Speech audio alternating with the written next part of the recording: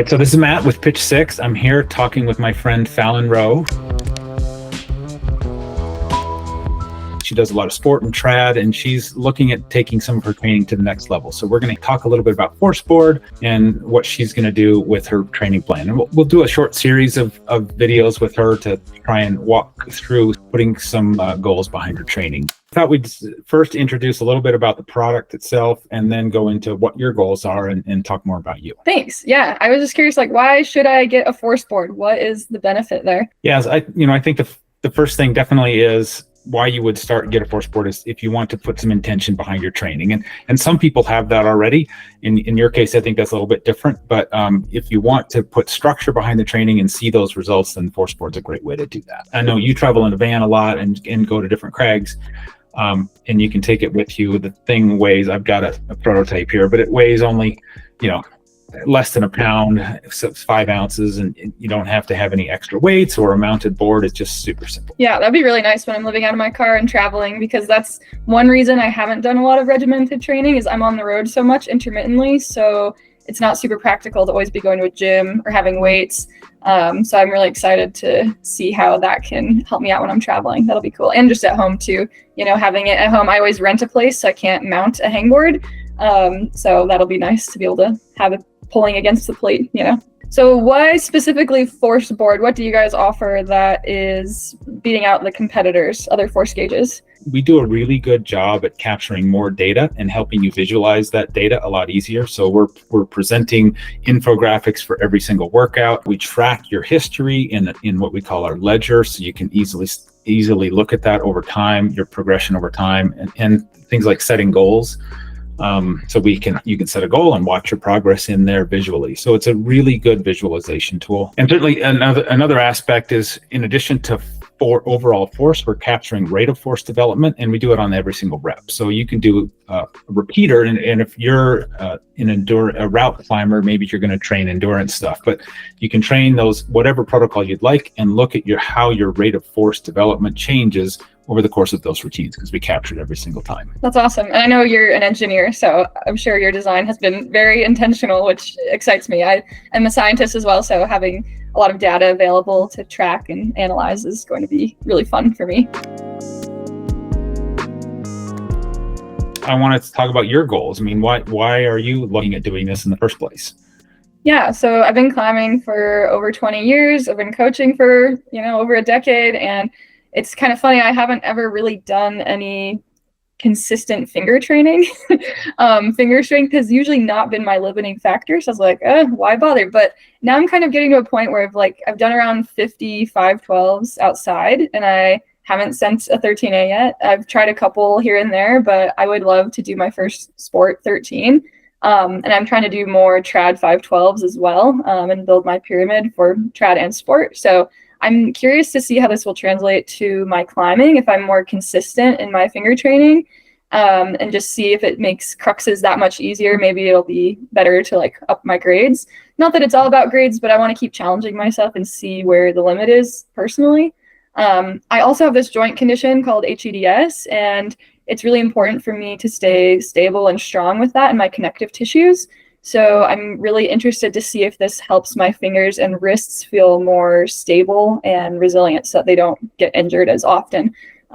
So that's kind of another goal in terms of just health. And then, just having something that I can use at home and on the road that'll help me stay consistent. So that's one reason I was drawn to this product in particular. Yeah, I think that consistency is so important. It's doing it X number of times a week or however often we think the right amount of training cadence is, and then doing that regularly. So you don't have those big ups and downs and coming in cold or without a whole lot of training and then try stuff that's hard, you risk injury that way as well. So those are some of your goals. So you're mostly route climbing goals, right? So both sport and trad, not so much bouldering. No, not really into the bouldering.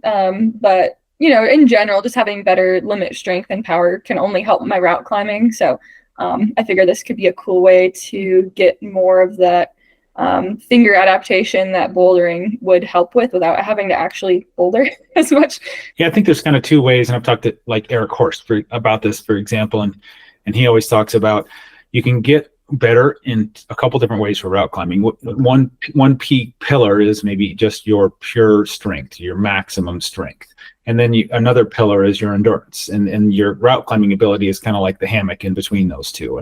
And certainly if each move that you're doing is your max strength is higher, so each move is a smaller percentage of your overall max, that's going to help you have better endurance. And then of course endurance protocols as well. Do you know what kind of things are you looking at endurance training with this, or more of a peak force effort? What are you thinking you would use it for? I think having a mixture of both would be helpful, because I typically can pull all the limit like crux moves on my projects fairly easily, but I often do get pumped out and fall. I have like the curse of the one hang on a lot of these like 12 plus 13 minus kinds of routes, that grade that I'm in right now.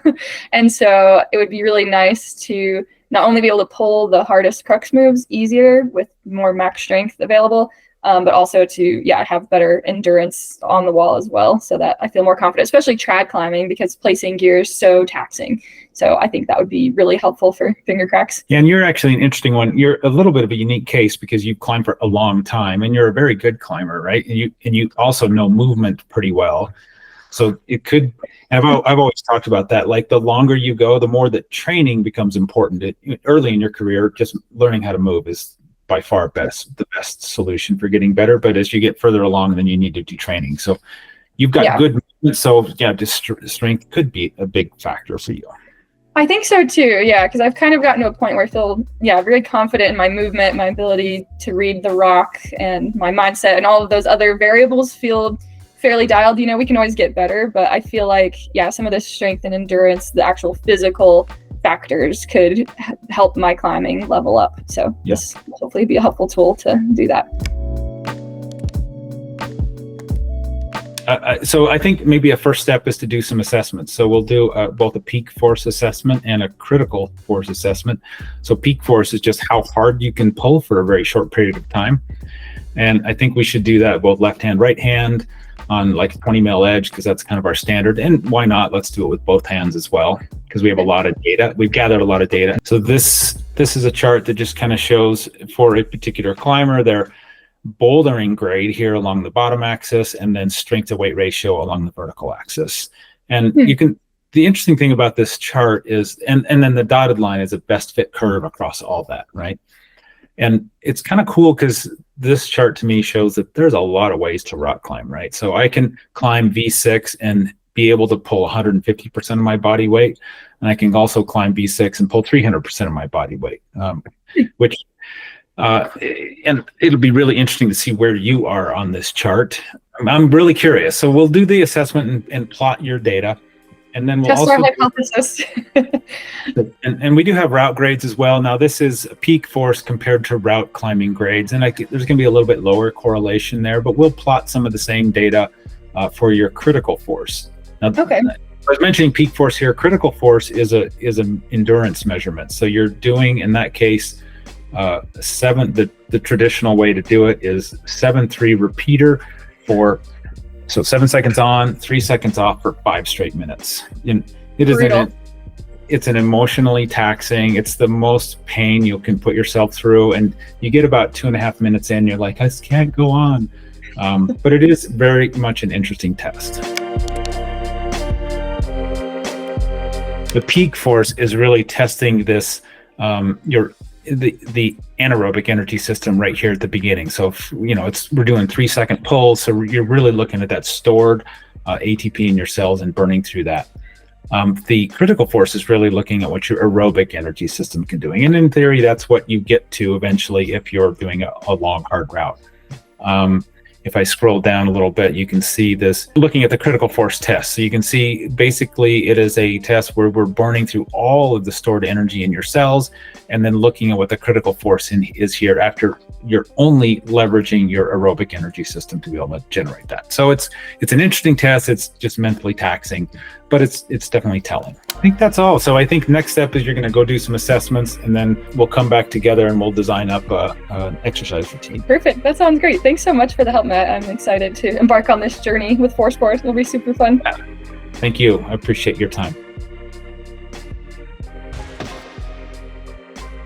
Then again, if you're editing this, hi.